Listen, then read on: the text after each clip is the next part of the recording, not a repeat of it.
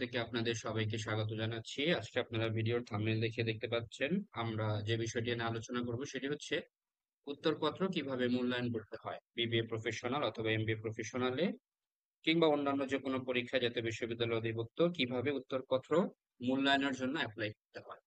তো সেটি করার জন্য প্রথমত আমরা গুগল ক্রোমে বা যে কোনো ব্রাউজার দিয়ে আমরা লগ ইন করে নিব। এরপরে আমরা এখান থেকে ন্যাশনাল ইউনিভার্সিটি হোমে যাব। আমরা ন্যাশনাল ইউনিভার্সিটি হোমে যাচ্ছি। ন্যাশনাল ইউনিভার্সিটি হোমে আসার পরে আমাদের যেটা করতে হবে সেটা হচ্ছে এই রাইট সাইডে সার্ভিস যে অপশনটি আছে সেই সার্ভিসে ক্লিক করব এবং এখান থেকে আমরা রিস্ক্রুটিনি অথবা উত্তরপত্র পুনঃনিরীক্ষণ এই অপশনসটিতে ক্লিক করব। তো আমরা ক্লিক করলাম। এখন এখানে প্রথমত আপনাকে যে জিনিসটা চেক করে নিতে হবে সেটা হচ্ছে এক্সাম নেম। তো ওই সময় জাতীয় বিশ্ববিদ্যালয়ের যে পরীক্ষাগুলোতে উত্তরপত্র পুনর্নিরীক্ষণ চলবে সেই নামগুলো এখানে আসবে। যেমন আমি এখানে ক্লিক করলে দুটো অপশন দেখতে পাচ্ছি আপাতত, সিএসসি এবং এমবিএ সেকেন্ড সেমিস্টার। তো আমি একজন স্টুডেন্টের জন্য করছি, সে হচ্ছে এমবিএ সেকেন্ড সেমিস্টারের। তো আমি এমবিএ সেকেন্ড সেমিস্টারটাকে সিলেক্ট করে নিলাম। এখানে ওই স্টুডেন্টের রেজিস্ট্রেশন নাম্বারটা আমাকে দিতে হবে। তো আমি সেই স্টুডেন্টের রেজিস্ট্রেশন নাম্বারটা এখানে দিয়ে দিচ্ছি। এখানে রেজিস্ট্রেশন নাম্বার আমি অলরেডি টাইপ করেছিলাম, সেটি এখানে আছে। তো আমি এখানে রেজিস্ট্রেশন নাম্বারটি দিয়ে দিলাম। এরপর আমি এখানে সার্চ অপশনে ক্লিক করব। তো সার্চ অপশনে ক্লিক করার পর ওই স্টুডেন্টের যাবতীয় ডিটেলসটি এখানে চলে আসবে। তো আমাদের ওই স্টুডেন্টের নাম হচ্ছে মোহাম্মদ মমিনুল হক। আমি একটু সাউন্ডটা চেক করে নিচ্ছি।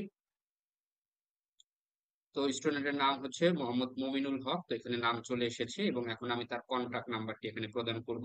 তো তার কন্ট্যাক্ট নাম্বারটি আমি এখানে দিয়ে দিয়েছি। কন্ট্যাক্ট নাম্বারটি দিয়ে দিলাম। এখন যে জিনিসটি খেয়াল করতে হবে যে কোন কোন সাবজেক্টে আমার তার কি করতে হবে, উত্তরপত্র মূল্যায়নের জন্য আমাকে অ্যাপ্লাই করতে হবে সেটি দেখতে হবে। তো ওই স্টুডেন্টের আমার তিনটা সাবজেক্টে মূল্যায়ন করতে হবে। একটা হচ্ছে ওই সাবজেক্টের কোডগুলোর উপরে আমাকে ক্লিক করতে হবে। তো আমাদের একটা সাবজেক্ট হচ্ছে লাস্টে 63, আমরা এটাতে ক্লিক করলাম। আপনি যে সাবজেক্টের জন্য অ্যাপ্লাই করবেন ওই সাবজেক্টটি এখানে কোডগুলো সবগুলোই দেখাবে। আর আই মিন এখানে আপনি যে সেমিস্টার সিলেক্ট করবেন ওই সেমিস্টারের সবগুলো সাবজেক্টেরই কোড লিস্ট দেখাবে। আপনার যেটাতে অ্যাপ্লাই করতে হবে বা আপনি যেটা পুনর্নিরীক্ষণ করতে চাচ্ছেন আপনি সেটার উপরে টিক মার্ক দিয়ে দিবেন। তো আমার স্টুডেন্টের এখানে হচ্ছে 63 একটা কোড আছে, তারপরে আছে হচ্ছে 67 একটা কোড, আর একটা হচ্ছে 69 একটা কোড। তিনটি পরীক্ষার জন্য সে উত্তরপত্র মূল্যায়ন করতে যাচ্ছে। এটি করার পর আপনাকে এখানে প্রতিটি সাবজেক্টের জন্য 1200 টাকা করে আপনাকে অনলাইন থেকে কেটে নিতে হবে। আপনি চাইলে এটা অফলাইনে গিয়েও দিতে পারেন। তো আমরা যে তিনটি সাবজেক্টে এখানে উত্তরপত্র মূল্যায়ন করতে চাচ্ছি প্রত্যেকটার জন্য 1200 করে, এখানে 3600 টাকা আসবে। আমি এবার এখানে সাবমিট অপশনে ক্লিক করলাম। এখন এখানে আমরা দুই ভাবে দিতে পারি, ম্যানুয়ালি দিতে পারি। ম্যানুয়ালি দিলে আমাকে ডাউনলোড করে স্লিপ সেখানে ব্যাংকে গিয়ে দিতে হবে। তো আমরা এটা অনলাইনে পেমেন্ট করতে যাচ্ছি। তো আমরা এখানে অনলাইন পেমেন্টে সিলেক্ট করলাম। এবার যে স্টুডেন্টের নাম ওই স্টুডেন্টের যাবতীয় ডিটেলস এখানে চলে আসছে, মমিনুল হক, তার register bank reference number, invoice number, contact number, এগুলো সবই চলে এসেছে। এবং এখানে একটা টাইম থাকবে, 9 মিনিটের মধ্যে এই কাজটাকে শেষ করতে হবে। এখন আমি কিভাবে পে করতে চাই, সোনালী ব্যাংকে, কার্ডে, মোবাইল ব্যাংকিং, ইন্টারনেট ব্যাংকিং, এটা আপনাদের সুবিধা মতো আপনারা করবেন। তো আমরা এখানে ওই মোবাইল ব্যাংকিংটিকে সিলেক্ট করলাম। সিলেক্ট করার পরে এখানে আপনারা এই আর 9টা অপশন পাচ্ছেন, এই 10টা অপশন পাচ্ছেন এখানে পে করার জন্য। তো আমরা সুবিধা মতো, স্টুডেন্টের সুবিধা মতো রকেটের মাধ্যমে আমরা পে করছি। আপনারা নগদ, বিকাশ, উপায় অনেকভাবেই দিতে পারেন।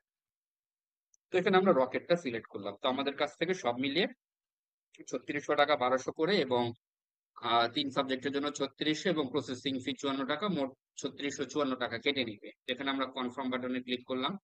কনফার্ম বাটনে ক্লিক করার পরে আমাদের এখানে ওয়েট করতে হবে একটু। তো আমরা এখানে কনফার্ম বাটনে ক্লিক করার পরে আমরা একটুখানি নেটের জন্য অপেক্ষা করি। এখানে আমাদের ওই মোবাইল নাম্বারটা আসবে, যে নাম্বারের মাধ্যমে আমরা টাকাটা দিতে চাচ্ছি সে নাম্বারটা আসবে। তো আমি এখানে আমার নাম্বারটি দিয়ে দিচ্ছি স্টুডেন্টের। এখানে আপনারা আপনাদের নাম্বার দিবেন করুন। মোবাইল নাম্বার দেওয়ার পরে আপনাদের এখানে পিন নাম্বারটা দিতে হবে। তো আমরা এখানে যার যার আপনাদের রকেট অ্যাকাউন্টের পিন নাম্বারটি এখানে দিয়ে দিবেন।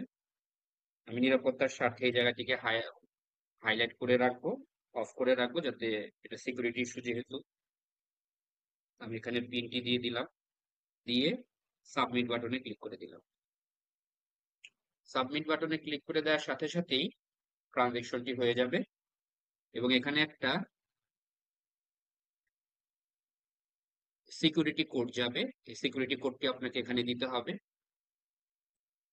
মোবাইল নাম্বারে।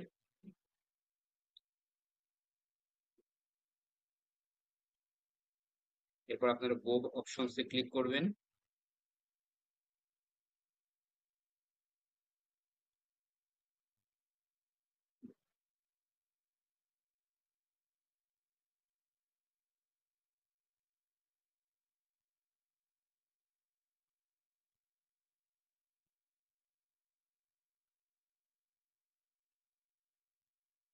এখন সার্ভার আপনারা দেখতে পাচ্ছেন এখানে যে লেখা আসছে your payment is successfully receive, তার মানে আমার এখন অ্যাপ্লাই করা হয়ে গেছে। এখন পরবর্তীতে স্ক্রুটিনাইজিং রেজাল্টটি যদি আপলোড হয় তখন সেটা আমরা সার্ভারে দেখতে পারবো। এই সেশনটি করার পরে আপনারা যে কাজটি করবেন সেটি হচ্ছে আপনারা আগের ইন্টারফেসে চলে আসবেন এবং এখানে চলে এসে আমরা যে কাজটি পুনরায় করেছিলাম এখানে এসে আমরা চেক পেমেন্টের অপশনসে ক্লিক করব যে আমাদের পেমেন্টটা সম্পূর্ণ হয়েছে কিনা। তো আমরা এখানে চেক পেমেন্টে ক্লিক করব, এরপরে আপনারা এখানে আপনাদের রেজিস্ট্রেশন নাম্বারটি দিবেন এবং এখানে ফাইন্ড অপশনে ক্লিক করার আগে আপনারা এখানে ট্রানজ্যাকশন আইডি দিবেন। তো আপনারা ট্রানজ্যাকশন আইডি এখানে 3টা আছে, তো আমরা এখানে শেষের আইডিটি দিলাম। এই যে শেষের আইডিটি মানে 3টা ট্রানজ্যাকশন আইডি এখানে থাকবে, আপনারা 3 নাম্বার অপশনসটিকে ক্লিক করবেন।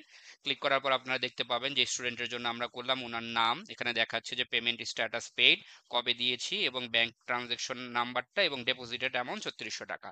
তার মানে আমরা যে পেমেন্টটি করেছি সেটি সাকসেসফুলি হয়েছে, সেটি আপনারা এখানে দেখতে পারবেন। ধন্যবাদ সবাইকে সাথে থাকার জন্য। আসসালামু আলাইকুম।